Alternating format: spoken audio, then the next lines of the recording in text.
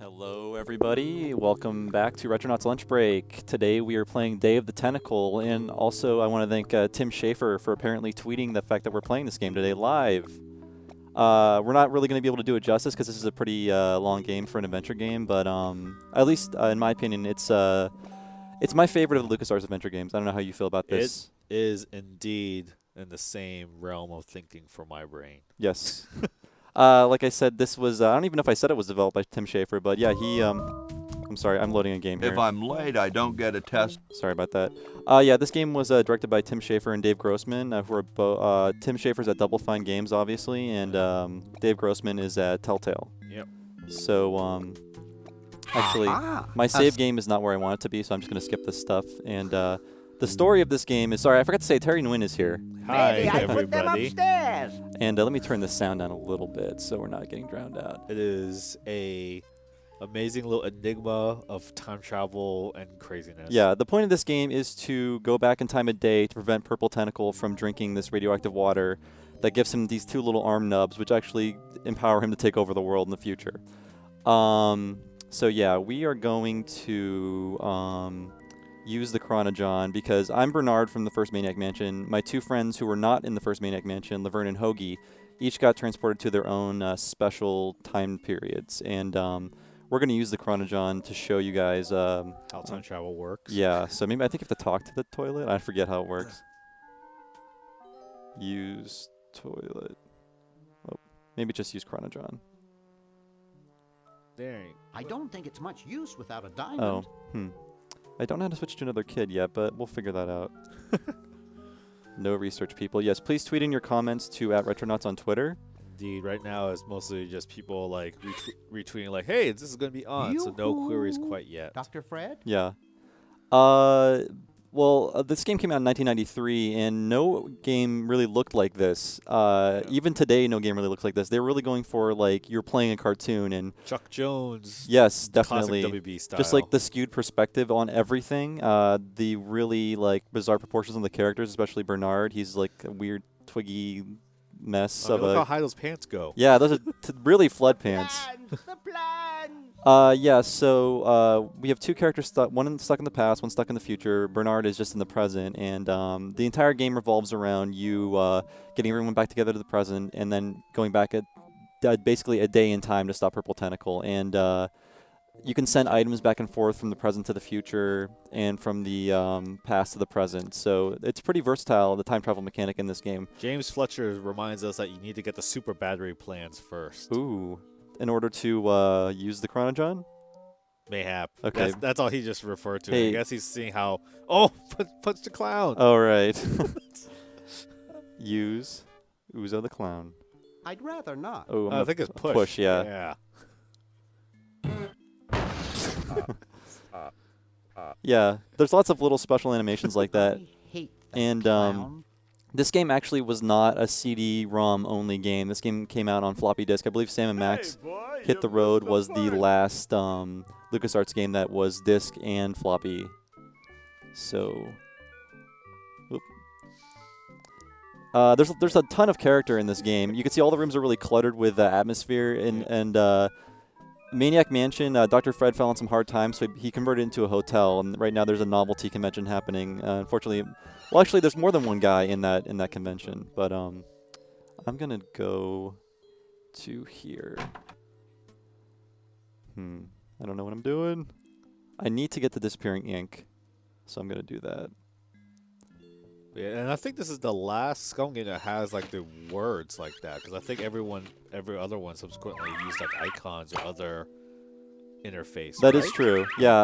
After this game, there was no more basically verb thing down was here. Sam and Max or was there Indiana Jones after this game, or was Sam and Max the first like? Sam and Max was the first one to use icons. But I just remember. Yeah. I'm trying to remember that was like immediately after this, or was there an indie game past between this and Sam and Max? Man, I forgot. I'm gonna look at this table covered with junk. If anyone out there remembers how to get the invisible ink, please tweet It's in. covered with I do want to unrecognizable show that off. useless junk. And a gun. Let's see. Right now we got some. Pick up the gun. Oh yeah, James Fletcher says yes. You need to get the super battery plans before you can use a Chronojon. Well, James, we need more information. Help us out. Sorry, I did look it up on GameFAQs, but I totally forgot about that part. And some people are asking like some heady questions for you to ponder while we're trying to get through this puzzle. But for example, James McClellan asks, do you think games like LA Noire and Heavy Rain signify an evolutionary paradigm shift or a dead end for adventure games? Whoa. Well, Now, I where mean, did Dr. Fred go? Heavy Rain and LA Noire. LA Noire look really realistic. I wouldn't say they look better than this game.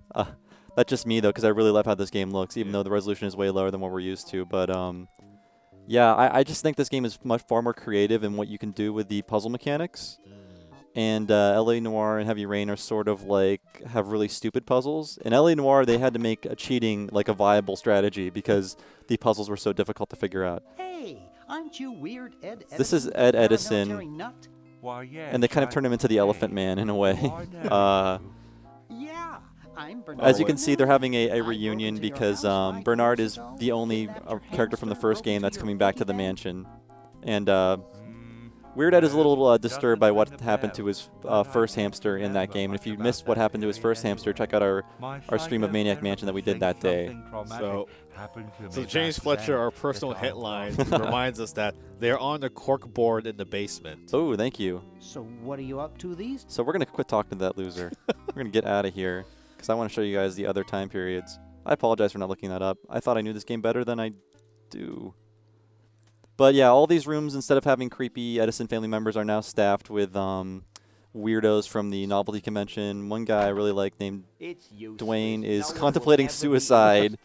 Oh, there's a disappearing ink. Hooray. That's what I was looking for. So yeah, the humor does get pretty dark, but this is going to be funny. Yep, he can't even kill himself. Poor Dwayne. I can't even do this right. Yeah. So congrats to Tim Schafer and Dave Grossman for having such a dark sense of humor, which I love.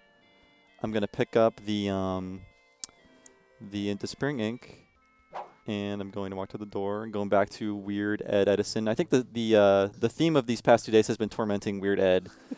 And you need his stamp collection. You won't know why until later in the game. You need to mail a letter in the past, and you need stamps that are from the past in order to mail that letter. Well, Weird Ed has a super crazy obsession with these stamps because it's what he's using to cope with the loss of his hamster that he doesn't quite remember. But we're going to mess with that a little bit, and he's not going to kill Bernard, but oops, sorry about that. That's because there's no death Hey, state wanna in this see a game. neat Right. trick? This is beyond the time Sure. when LucasArts would actually kill you in a game. Neat, huh? And Weird Ed does not know that is disappearing ink. So, My Pony Express stamps. You'll ruin my Pony Express stamps. Not to mention 5 years of therapy. Get out of my room. and Jeez, what a grump. He should really try to find some outlet for those. there we go. He got it. Negative feelings.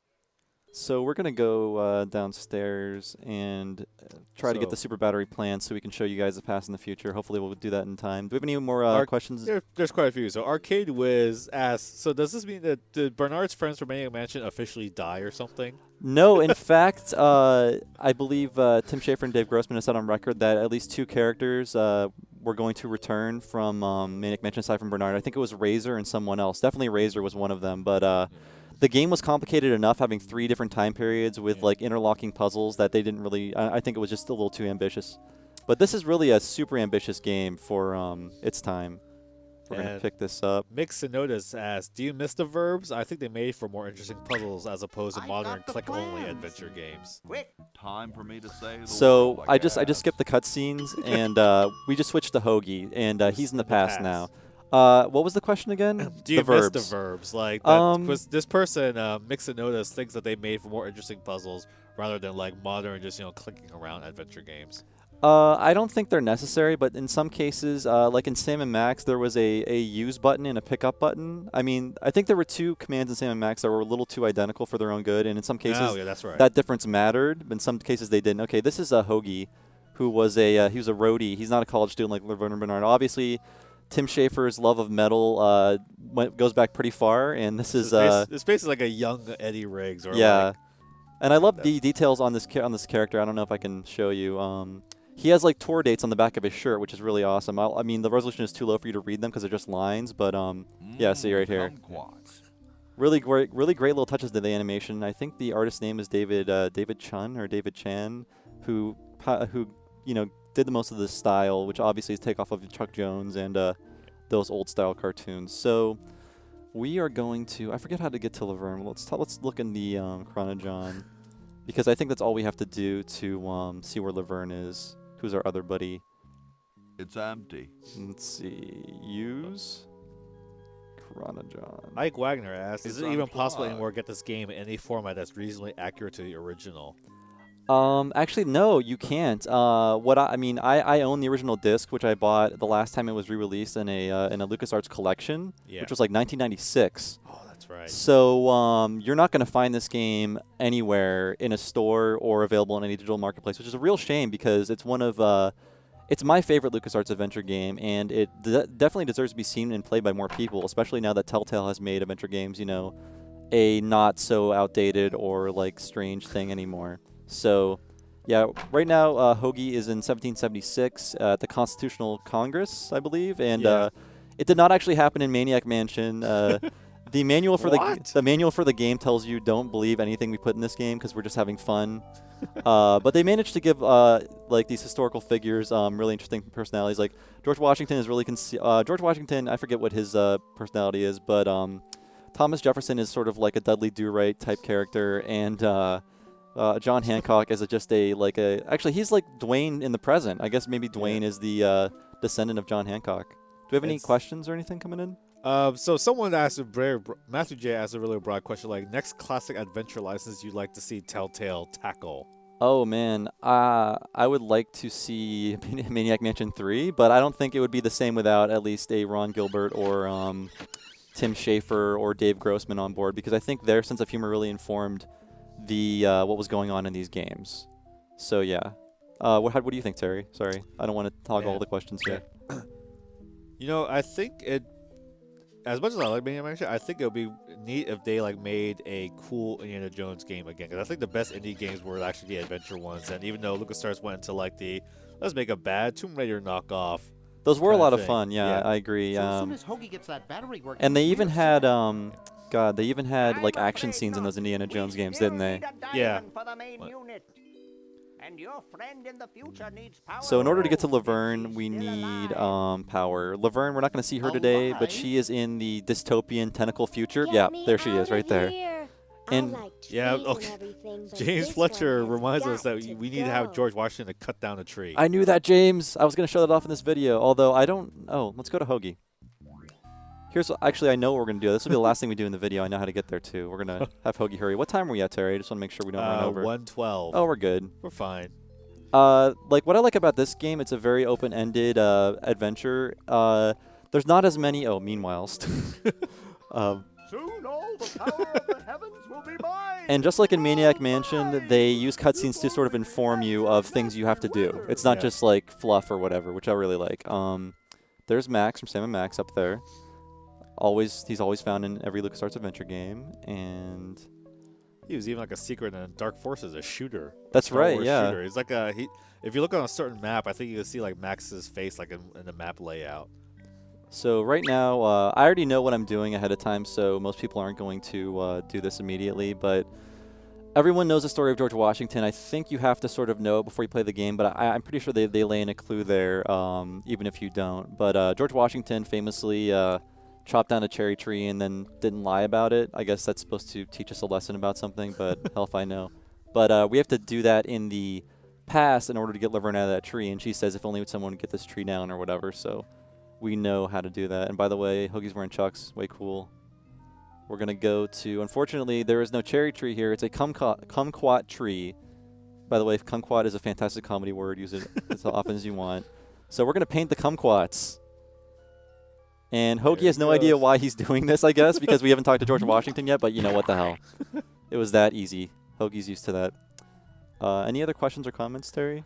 Someone's asking a question that really I don't think we can really answer, but they were asking, do you think Double Fine would tackle an adventure game for their, recent flux of making downloadable games lately. I did not play stacking, but from what what I've heard, it is sort of an adventure Stacking game, right? is pretty close in that it's not quite maybe as dialogue driven, but the puzzles are kind of very reminiscent, and the idea of like there's a lot of items in inventory, just kind of matching them to the right thing. So it almost is kind of close to an adventure game. But yeah, I'm not sure they will ever make a kind of pure classic list out adventure game. I would like them to, but I don't know how Tim Excuse me. Schafer feels about that. Yeah, I do want to see Hoagie.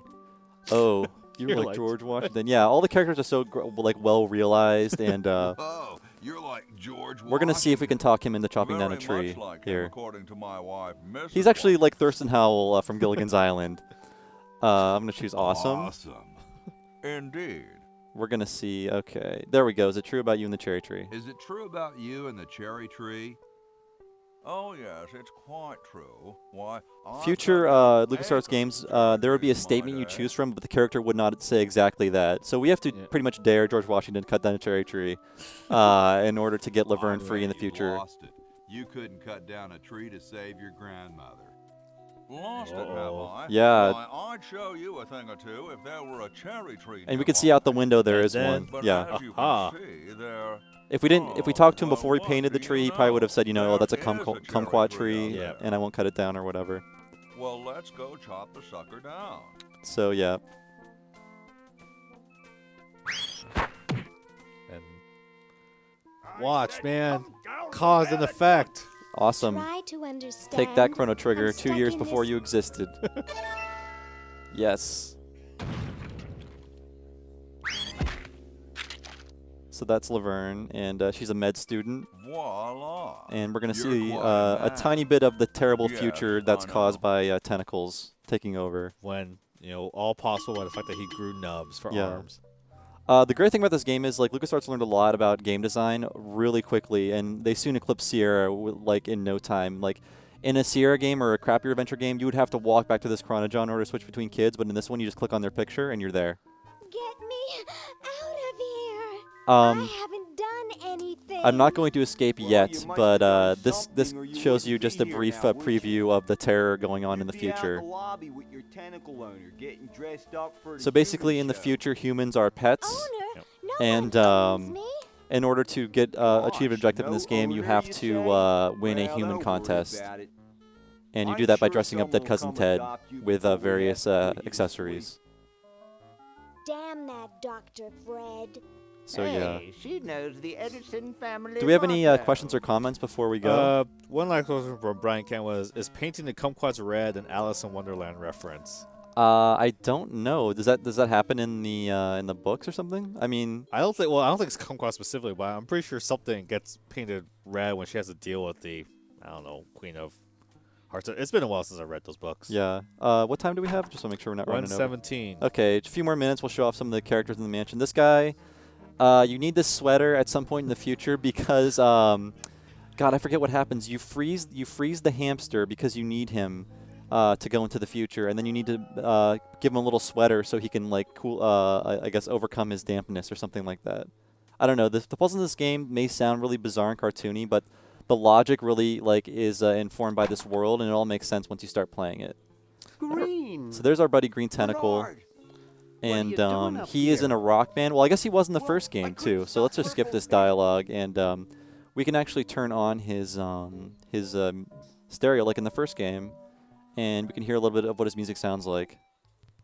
Which Wow. This is loud. and so we can see there's some. I think that's fake vomit on the ceiling. yeah. So we can just. Oh, it's hard to hit these verbs when they're shaking, but we'll just do this. I think you can do it while it's playing. Green Tentacle doesn't care about you just shoving a speaker over. You guys are friends. You're just rocking out. You can get that later. So, see you later, Green. We're going to get out of here, maybe show off the front yard of the Edison Mansion. Yeah, I love how this game looks. It just has so much character, and the iMuse system really, that's the musical sort of Oh, that's right, MIDI out there. system that, Interactive music and sound. Yeah. Something. especially for this game because it's so much like a cartoon, like, they really want to syncopate, images with the music that they're associated with. So, unfortunately, Green Tentacle's music kind of blasts outside the house, too. So, but yeah. That's the Edison Mansion, and that's Day of the Tentacle. I guess we're done for today. Any like final questions? No, because they're mostly about like stuff about Sam & Max, which we're doing. Are we doing that tomorrow? Yeah, I or is believe Sam & Max is tomorrow. So we will pencil those in for tomorrow. Yes, so then. please, and also thanks again to Tim Schafer for retweeting our live stream today. Really appreciate it, and hopefully we'll talk to you about this game someday. I do want an interview or something, man. Maybe next time we're at the burger place. Yeah, I've got to track him down. All right. All right, guys, thank you for watching, and we will see you tomorrow with Sam & Max Hit the Road. Thanks again, Terry.